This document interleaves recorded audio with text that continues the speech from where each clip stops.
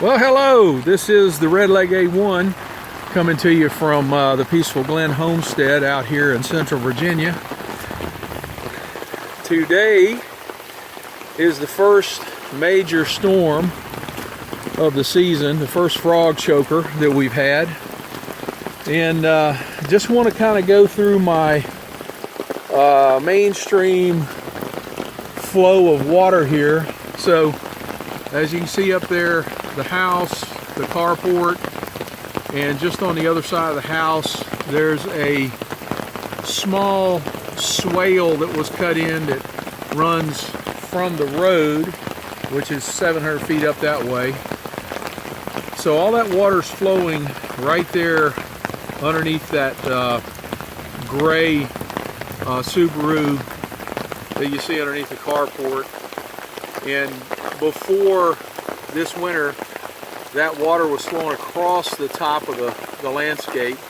What I've done is gone in and built underground French drain type drainage. I've got it set up to actually handle a gutter across the top, across the front and the back side of that carport there. But this is the this is where that French drain actually ends up. From there back up to the car. That's a pretty heavy flow of water coming through there, and it flows down downhill from there, and you can see the first pond area, and that has actually been cut in since the last time I posted about the pond area. This pond here is really not complete, but we're going to go with what we've got.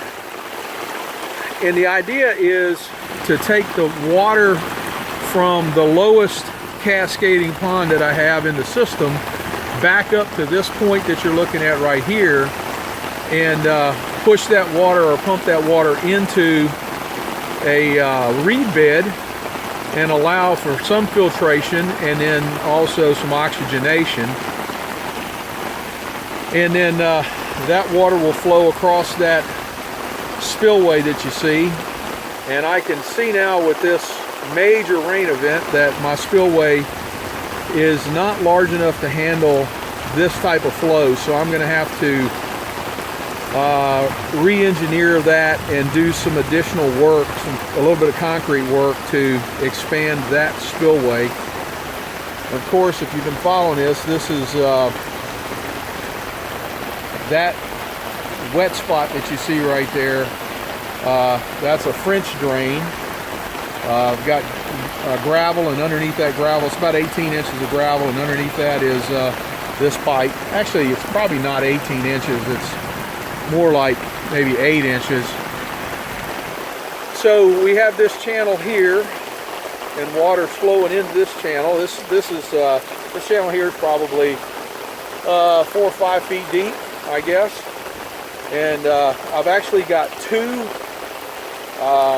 because I've got my umbrella in my left hand and I've got the camera in my right hand, I can't really do too much pointing, so I have to describe it.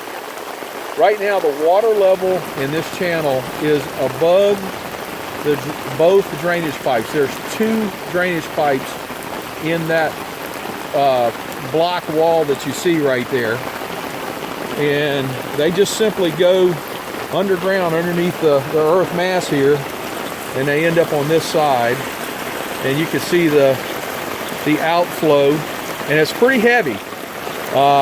If I did not have these 2 drainage pipes, the one on the left is an 8-inch drainage pipe, the one on the right is a 6-inch, and then if you look right directly across on that walkway, you'll see 3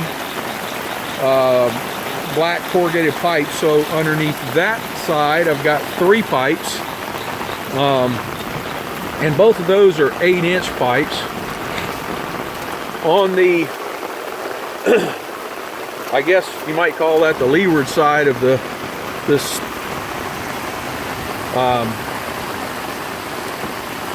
I guess you would call this earth walk here. I'm so excited I can't even remember what I'm calling it. But I've got this spillway going on, and this is the largest pond in the system, and currently it is the lowest pond in the cascading system. So I have 1, 2, 3, 4 ponds that actually flow into this lower pond here, and coming from the back side and looking across, you can see that spillway. And of course, all this is hand done. I mean, I poured every ounce of concrete that's in that spillway, and what I did was I threw down, you know, broken up concrete slab and bricks and block and whatever I could get my hands on. And this pond right here is actually 14 feet deep at its deepest point, and it doesn't have a lot of slope to the edges. I'm sure over time it'll kind of create its own slope. So that to me that makes me feel pretty good. It may not look that beautiful, but I like what I see in that place. And coming over here, this piece of the pond is absolutely not complete, and you can see that I've created a little overflow here, and another overflow there, and all that flows back this way and back down off of the property. Let me try to cross this thing here. Eventually, what I'm walking on right here, there's a pipe right here. I don't know if you can, yeah, you see that pipe there, and there's no water flowing through it at this point because the water level in the pond is not high enough. But I'll come and feed that water over on this side, and eventually all of this will be, you know, I don't know when, but probably it'll be several years before I even mess with this. But you can see that water's flowing through. There's another bridge there, and it flows off the property over that way. There's a actual 5th cascading pond that I've started right here. Right now it's just a little small depression in the whole works, and this pond feeds off of the bottom swale, and you can see that swale right there, representative of the raised. Yeah, you can see the grass and the trees there. And let's see here. The other thing I wanted to show you was where this, okay, so this pond here is flowing over this pipe.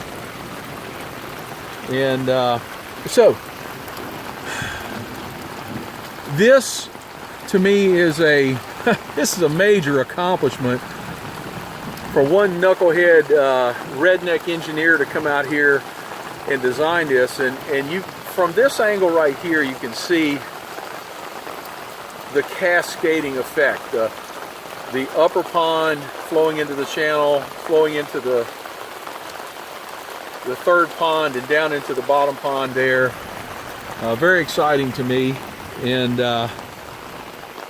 so I wanted to share this with all of you, and we shall talk again. This is the Redleg A1 out here for now. Have a good evening.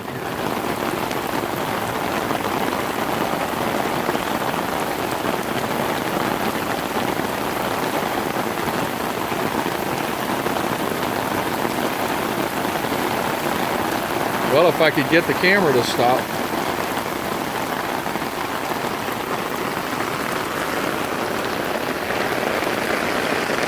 There it is.